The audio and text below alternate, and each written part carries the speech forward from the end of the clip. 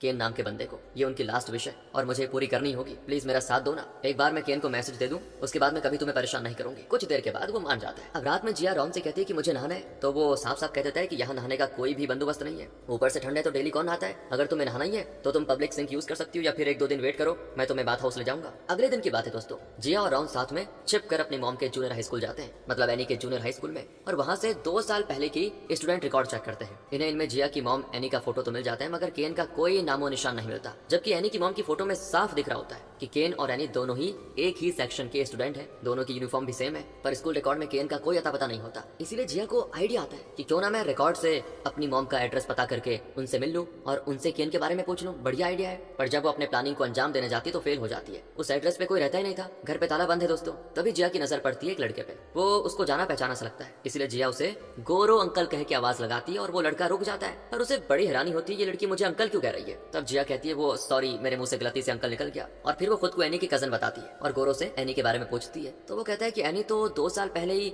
Yokohama shift हो गई है, तुम्हें इस बारे में पता नहीं है क्या, तुम उसकी कजन हो। तो जिया कहती है दरअसल मैं काफी टाइम से बाहर थी इसलिए पता नहीं चला। अच्छा वैसे क्या आप ये फोटो वाले लड़के को जानते हो। तो गोरो कहता है कि इसने यूनिफॉर्म तो हमारे स्कूल का पहना हुआ है, मगर मुझे नहीं याद कि मैंने इसको कभी देखा भी है कि नहीं। और तब जिया एनी का प्रेजेंट एड्रेस या स्कूल का पता पूछती है। तो गोरो कहता है कि मुझे वो सब याद नहीं आ रहा, पर हाँ मेरी डायरी में लिखा हुआ है। फिलहाल तो मुझे कुछ काम है, तुम लोग मुझे काम करो, रात में मिलो, मैं एड्रेस दे दूंगा। तो गोरो से मिलने से पहले रॉन जिया को बाथ हाउस लेके जाता है, जहाँ पे आराम से जिया बहुत देर तक नहाती है और फ्रेश होकर बाहर आती है, जहाँ वो एक कपल को अपना मफलर शेयर करते हुए देखती है और उसे एक 70s का फेमस गाना याद आ जाता है जिसमें हीरो हीरोइन ऐसे ही रेड मफलर शेयर करते हैं। अब सीधे अगले दिन जिया गोरो से अपनी मॉम के स्कूल का एड्रेस लेकर स्कूल के छुट्टी के टाइम पहुंच जाती है और अपनी यंग मॉम को वो फोटो दिखाकर केन के बारे में पूछती है। तो उसकी मॉम एनी कहती है, मतलब फिलहाल तो एनी को नहीं पता ना कि ये मेरी बेटी है, लेकिन एनी कहती है इस फोटो में तो मैं ही हूँ, मगर मुझे ठीक से याद नहीं कि ये फोटो मैंने कब और किसके साथ क्लिक करी। और वो जब दिमाग पे जोर डालती है तो एनी का सर चकराने लग जाता है। तब जिया कहती कोई बात नहीं, आप प्रेशर मत डालिए, मैं काम करती हूँ, कल फिर से आऊंगी, तब तक क्या पता आपको कुछ याद आ जाए तो मुझे बता देना।